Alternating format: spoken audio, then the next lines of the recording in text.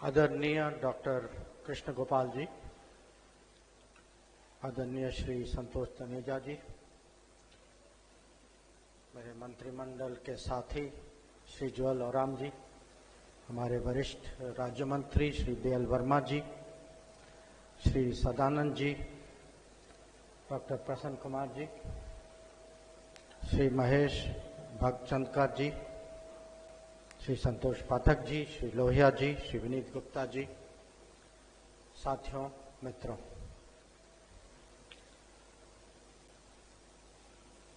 सबसे पहले तो मैं संकल्प फाउंडेशन का आभार प्रकट करना चाहूँगा कि आज उन्होंने मुझे ये अवसर दिया कि जो लोग यूपीएससी एग्ज़ाम को जिन्होंने अभी पास किया है, अपने जीवन के एक नए चरण का प्रारंभ जिनका हो रहा है, उनसे मिलना, उनको संबोधित करना, उनका स्वागत करना सरकार में, इसका एक अवसर दिया है। जिन्होंने ये एग्ज़ाम जिन्होंने सफलता पाई है, मैं उनको और उनके परिवारों को मैं बधाई देना चाहता हूँ। और मैंने जानबूझ के परिवार को मेंशन किया है, आप समझेंगे क्यों। अभी कार्यक्रम में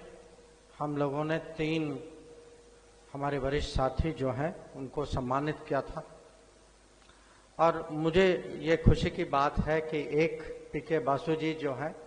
मेरे ब्रदर के बैचमेट हैं सर्विस में, रश्मि कपूर जी खुद मेरे बैचमेट हैं,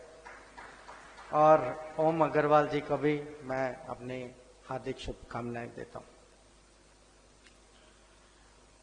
अब ये यूपीएससी का एग्जाम जो है, मैं देखिए पिछले, अब मुझे 48 साल हो गए जब से मैंने एग्जाम पास किया, विदेश सेवा में भर्ती की, और दुनिया में करीब 200 देश, मैं करीब 120-130 में अभी तक जा चुका हूं। यूपीएससी यूनिक, यूपीएससी जैसा कहीं भी किसी भी देश में ऐसा एंट्रेंस एग्जाम गवर्नमेंट सर्विस के लिए नहीं। और मैं इस बात पे इसीलिए बल दे रहा हूं कि जिन्होंने आज सफलता पाई है, हो सकता है कि उनके मन में हो कि भाई चलिए एग्जाम पास कर दिया, आपने एक बहुत बड़ी जो सफलता जो आपको मिली है, और जो जिम्मेदारी इस सफलता के साथ आती है, ये भी एक, मैं कहूँगा, बहुत यूनिक रेस्पॉन्सिबिलिटी है, और आपको इस समय करियर के शुरुआत में ये समझना चाहिए। अब यूपीएससी एक किस्म से एक अग्नि परीक्षा कि जितनी मेहनत होती है, आप देखिए, आपने कम से कम साल तो गुजारा होगा। जिनका पहला प्रयास नहीं था, उन्होंने साल से ज्यादा भी किया होगा। और इसकी जो प्रिपरेशन जो है, जितना टाइम लगता है, जो स्केल जो है, कितने लोग जो हैं इस एग्जाम के लिए अपियर होते हैं, और जो आपकी ओर से जो एफर्ट जो है, और उसके साथ जो टेंशन जो होता है, ये मैं सचमुच आपको कह सकता हूं कि दुनिया में ये एक बहुत अनोखा, बहुत ही स्पेशल एक्सपीरियंस। अब ऐसे एक्सपीरियंस के लिए हमें क्या चाहिए? एक तो वो सपोर्ट चाहिए। इसीलिए मैंने कहा कि आज जो बधाई मैं देता हूं, मैं फैमिली को भी देता हूं, क्योंकि जो आप लोग बैठे हैं, आपकी सफलता जो है, इसके हकदार आपकी फैमिली भी है, ये कभी नहीं भूलिएगा। इसके लिए आत्मविश्वास भी चाहिए, क्योंकि अगर आप सोचेंगे, कभी न कभी कोई ये समय जरूर हुआ होगा आपके पिछले साल में, 2 साल में, कहीं कुछ शंकाएं, कुछ दुविधाएं, कुछ डाउट कि भाई हो सकता, नहीं हो सकता, पेपर कठिन है, नहीं है, कहीं ना कहीं तो आपके मन में ऐसी डाउट्स तो होती होंगी। और नॉर्मली क्या करते हैं लोग, वो अपने सर्कल में इसकी बात चर्चा करते हैं, अपने दोस्तों के पास जाते हैं, अपने टीचर्स के पास जाते हैं। पर ये जो, क्योंकि चैलेंज, चुनौती जो है इतनी बड़ी है, और आपके यहां से अपने एक किस्म से पूरा इतना प्रयास, आपके जीवन का 1 या 2 या 3 साल आपने इसको डेडिकेट किया, आपको इसके अलावा जो है अपने फैमिली के अलावा, अपने फ्रेंड्स के अलावा, आपको एक सपोर्ट सिस्टम चाहिए, आपको गाइडेंस चाहिए। और ये गाइडेंस और ये सपोर्ट सिस्टम आपको संकल्प फाउंडेशन देती। तो इसीलिए आज जब मैं बैठ के मैं देख रहा था कि ऑल इंडिया रैंकिंग लिस्ट में कितने लोग जो हैं संकल्प के सपोर्ट से, संकल्प के माध्यम से सफल रहे हैं, मैं आज संकल्प फाउंडेशन को भी मैं बधाई देना चाहता हूं कि ये आपका योगदान है क्योंकि गुड गवर्नेंस की हम बात करते हैं। गुड गवर्नेंस के अलग अलग पहल होते हैं, इसमें good people to be part of good governance is very important. And इसमें आप लोगों का जो योगदान जो है उसकी मैं सराहना करता हूं, उसकी मैं प्रशंसा करता हूं। अब जब मैं अपनी जो उस समय की बात, जो मेरा जो अनुभव था, उस समय संकल्प फाउंडेशन नहीं था, बहुत कम ऐसे कोचिंग सर्कल्स भी थे, और ज्यादातर जो है हमें सपोर्ट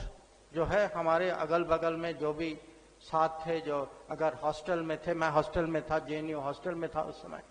जो हॉस्टल वाले बाकी स्टूडेंट्स थे या टीचर्स थे या दोस्त थे, थोड़ी बहुत फैमिली भी थी।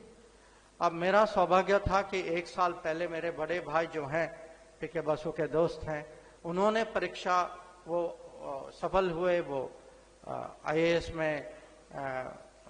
उनको उनकी रैंकिंग जो थी कि वो आईएएस में आई। और मुझे अभी भी याद है, मैं अभी भी उनको कहता हूं कि मेरे सब्जेक्ट सिलेक्शन में उन्होंने मुझे प्रोत्साहित किया, क्योंकि मेरे मन में उस समय थोड़ी सी वो डाउट थी कि एग्जाम लें ना लेंगे, अगर नहीं सफल होंगे तो क्या होगा, उसमें क्या चॉइस लें। एग्जाम सिस्टम उस समय कुछ और था, ये प्रीलिम्स और मेन नहीं थे, एक ही एग्जाम था। और मैंने जो है एक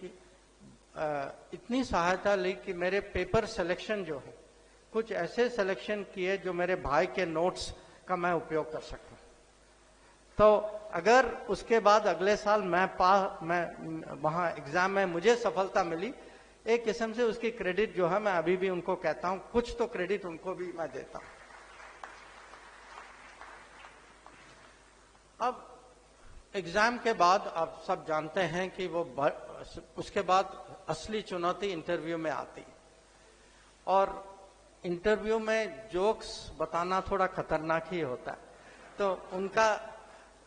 मैं मानता हूं कि वो उनकी किस्मत थी कि फॉरेन सर्विस वाले, क्योंकि हमको सुनने की आदत है, तो उनको अच्छा हुआ कि फॉरेन सर्विस के कोई चेयरमैन मिल गए, कम से कम जोक तो उन्होंने सुना और उसकी प्रशंसा भी की। पर देखिए ये इंटरव्यू जो है, और अब इंटरव्यू आप लोगों का हो चुका है, तो आप भी एक किस्म से उस पर सोच सकते हैं और पुनर्विचार भी कर सकते हैं कि interview is not a function of knowledge. You can be a very smart person, very knowledgeable, you can know your subject very well, but interview में that 1, 2, 3 sentences पूरा गड़बड़ कर सकते हैं। Interview is about communication, it is about thinking at that time under pressure, that you know this 15 minutes, 20 minutes, it can make or unmake your life. So, अब जो हो गया उसके बाद बहुत आसान लगता है, but if you imagine that period before you are going in for interview, कितना टेंशन था ना tension, and once you come out, आपको उस समय भी पता नहीं कि भाई मैंने किया कैसे। So first you tell people, जो भी मिला कि भाई ये पूछा, मैंने ये जवाब दिया, पता नहीं मैंने ठीक दिया नहीं दिया। So I am saying this because communication skill today and communication skill, how do you behave under pressure? This is something which is